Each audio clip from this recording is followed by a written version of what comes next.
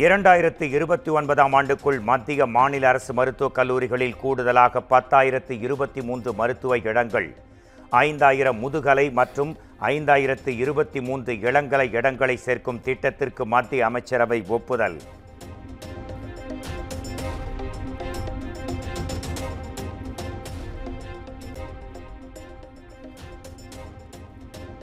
Railway ஊழியர்களுக்கு 78 நாள் ஊதியம், தீபாவளி போனஸ். மத்திய அமைச்சரவை ஒப்புதல். சுமார் 11 லட்சம் ஊழியர்கள் பயன் பெறுவார்கள் என தகவல்.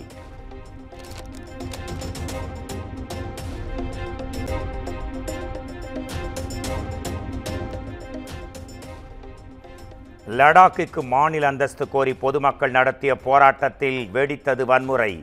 4 பேர் பலியானதை தொடர்ந்து அனுமதியில்லாமல் போராட்டம், ஊர்வலம், பேரணி நடத்த தடை.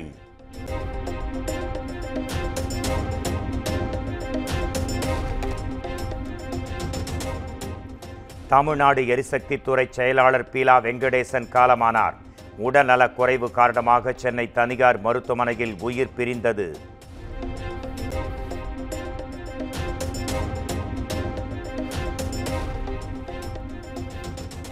(2021, 2022 மற்றும் 2023ஆம் ஆண்டுகளுக்கான கலை மாமணி விருதுகள் அறிவிப்பு. எழுத்தாளர் திருநாவுக்கரசு, கவிஞர் நெல்லை ஜெயந்தா, சமய சொற்பொழிவாளர் எஸ். சந்திரசேகர் உள்ளிட்டோருக்கு விருது.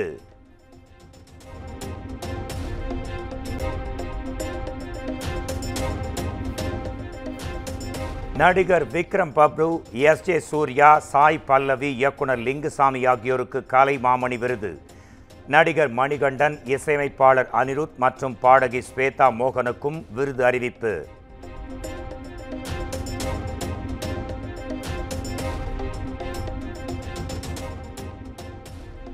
பாடகர் இயேசுதாசுக்கு எம்.எஸ். சுப்புலட்சுமி ஆகியோர் விருது. பாரதியார் விருது முனைவர் முருகேச பாண்டியனுக்கு அறிவிப்பு.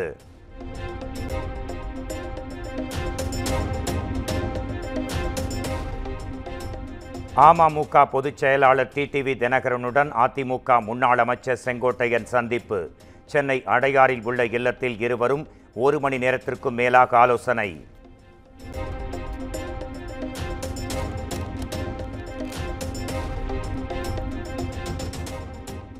முதலமைச்சர் வேட்பாளராக எடப்பாடி பழனிசாமியை ஏற்க முடியாது. தான் முடிவை மறுபரிசீலனை செய்ய மாட்டேன் என்றும் டிடிவி தினகரன் திட்டவட்டம்.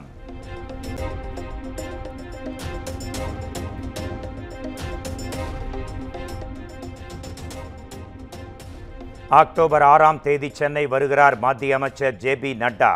சென்னை விமான நிலையத்தில் பாஜக மாநில தலைவர் நயினார் நாகேந்திரன் பேட்டி.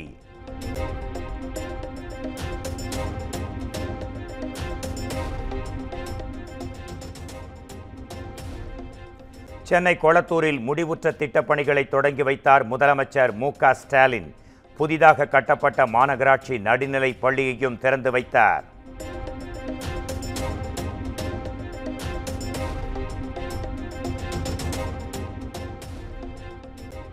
தமிழக மக்களுக்கு கடமையை வேகமாக நிறைவேற்ற வேண்டும் என உத்வேகம் ஏற்பட்டுள்ளதாக முதலமைச்சர் மு.க. ஸ்டாலின் பேச்சு. தன் உடலில் உயிர் இருக்கும் வரை கடமையை நிறைவேற்றுவேன் என்றும் உறுதி.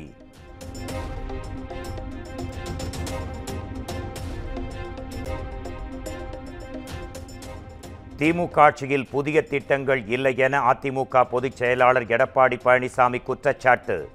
அதிமுக ஆட்சியின் திட்டங்களுக்கு திமுகவினர் பெயர் வைத்து விட்டார்கள் என்றும் கடும் விமர்சனம்.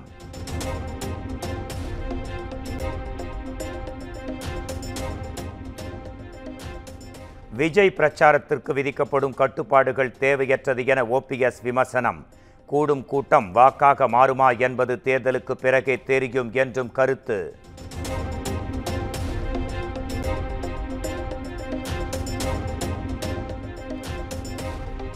தமிழக வெற்றிக் கழக தலைவர் விஜய் கூட்டத்தை கூட்டிவிட்டால் அரசியலில் நிலைத்திட முடியாது. கூட்டத்தை கூட்டியும் அரசியலில் பல தடம் தெரியாமல் போனதாக RS பாரதி விமர்சனம்.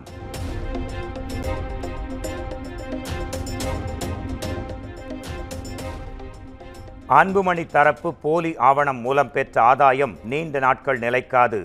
ஏன் மோசடி செய்தோம் என்று வருத்தப்படும் அளவுக்கு நடவடிக்கை எடுப்போம் என்றும் ராமதாஸ் ஆவேசம்.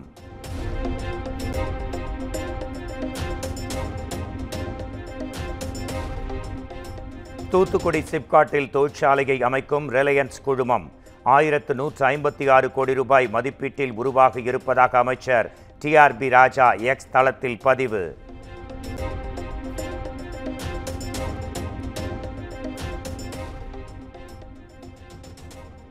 அடுத்த ஆண்டு ஜூன் மாதம் 12ஆம் தேதி ஜெயிலர் படத்தின் 2ஆம் பாகம் வெளியாகும்.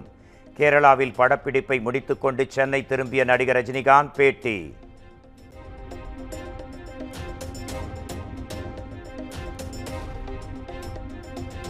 சென்னை ஈஞ்சம்பாக்கத்தில் உள்ள நடிகர் ரவிமோகன் இல்லத்தில் ஜப்தி நோட்டீஸ்.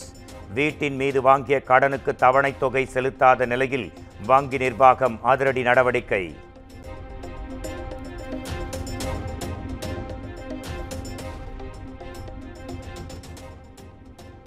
ஆடை வடிவமைப்பாளர் ஜாய் கிறிஸ்டல்ஸ் அளித்த புகாரில் மாதம்பட்டி ரங்கராஜுக்கு சம்மன். திருமண மோசடி தொடர்பான விசாரணைக்கு 26ஆம் தேதி நீலாங்கரை காவல் நிலையம் வருமாறு அழைப்பு.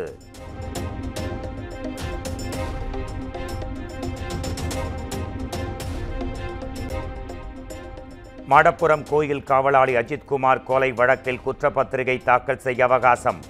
6 வார கால அவகாசம் வழங்கி உயர்நீதிமன்ற மதுரை அமர்வு உத்தரவு.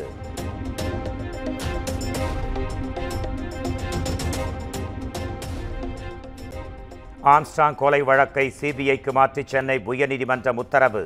வழக்கில் 6 மாத காலத்தில் முதற்கட்ட குற்றப்பத்திரிகை தாக்கல் செய்யவும் ஆணை.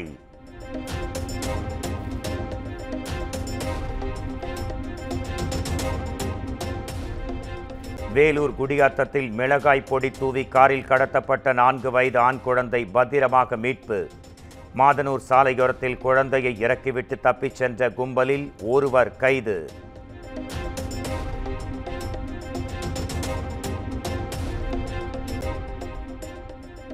சென்னை சூளைமேட்டில் மழைநீர் வடிகால் வாயில் தவறு விழுந்து பெண் உயிரிழந்ததற்கு யார் காரணம்? மாநகராட்சியிடம் விளக்கம் கேட்டு சூளைமேடு போலீசார் மீண்டும் கடிதம்.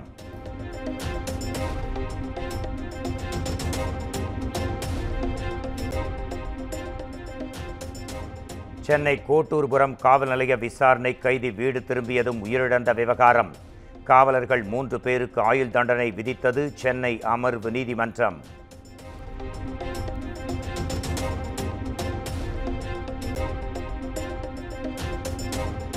செங்கல்பட்டு அருகே லாரி கார்கள் என அடுத்தடுத்து 5 வாகனங்கள் மோதி விபத்து. முன்னால் சென்ற லாரி ஓட்டுநர் பிரேக் போட்டதால் நிகழ்ந்த விபத்தில் பயணிகளுக்கு லேசான காயம்.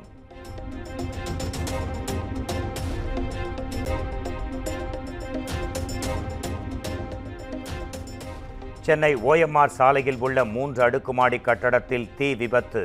கட்டடத்தில் உள்ள கடைகளின் ஊழியர்கள் வெளியேறியதால் உயிர் சேதம் தவிர்ப்பு.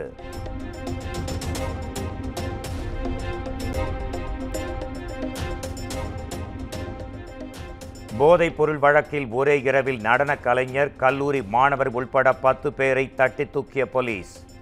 டார்க் வெப் மூலமாக போதைப் பொருள் வாங்கி விற்பனை செய்தது விசாரணையில் அம்பலம்.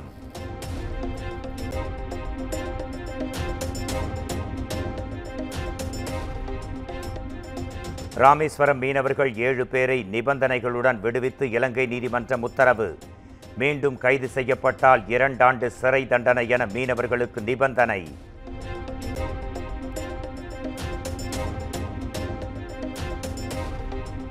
வங்கக்கடலில் உருவாகிறது புதிய காற்றழுத்த தாழ்வு பகுதி. தமிழ்நாட்டில் வருகிற 29ஆம் தேதி வரை மழைக்கு வாய்ப்பு.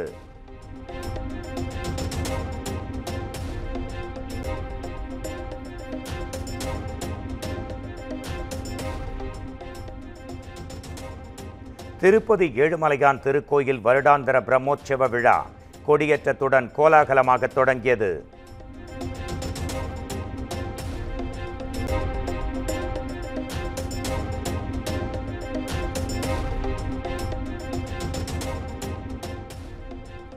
தேச சுதந்திரத்திற்கு பின் முதன்முறையாக பீகாரில் கூடியது காங்கிரஸ் செயற்குழு.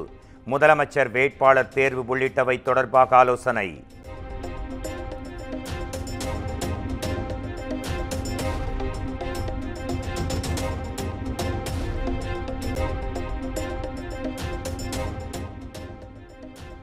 புதுச்சேரி பல்கலைக்கழகத்தின் காரைக்கால் கிளையில் பயிலும் முதுகலை மற்றும் ஆராய்ச்சி படிப்பு மாணவிக்கு பாலியல் தொல்லை.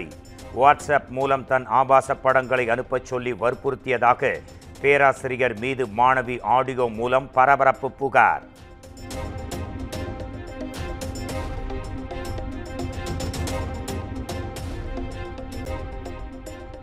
உத்தரப்பிரதேசத்தில் மாவட்ட கல்வி அலுவலரை தலைமை ஆசிரியர் ஒருவர் பெல்ட்டால் சரமாரியாக தாக்கும் வீடியோவால் பெரும் பரபரப்பு. தன் மீதான புகாருக்கு விளக்கம் அளிக்க தலைமை ஆசிரியர் கல்வி அலுவலகத்திற்கு வந்தபோது வாக்குவாதம் ஏற்பட்டு கடும் தாக்குதல்.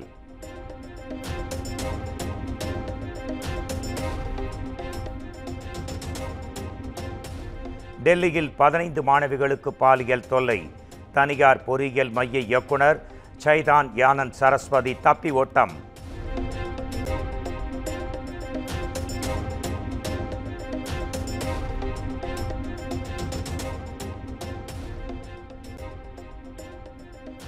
கேரளாவில் வீட்டு திண்ணையில் அமர்ந்திருந்த சிறுவனின் காலை கடித்த நரி. நெஞ்சை பதற வைக்கும் சிசிடிவி காட்சிகள் வெளியாயின.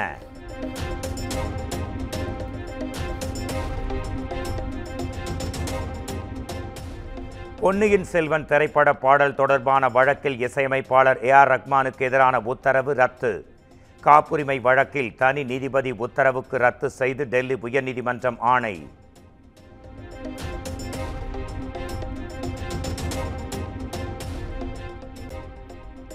இந்தியாவுடனான உறவை ஐரோப்பா வலுப்படுத்த வேண்டும். யுக்ரைன் அதிபர் ஜெலன்ஸ்கி வலியுறுத்தல்.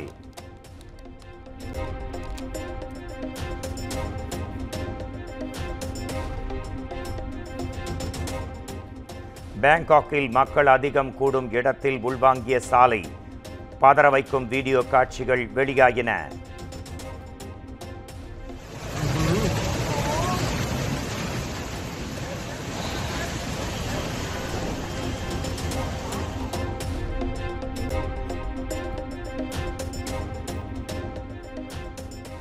ஆஸ்திரேலியாவின் பிக் பேஷ் T20 தொடரில் ரவிச்சந்திரன் அஸ்வின் விளையாட ஒப்பந்தம். சிட்னி தண்டர்ஸ் அணிக்காக விளையாட இருப்பதாக தகவல்.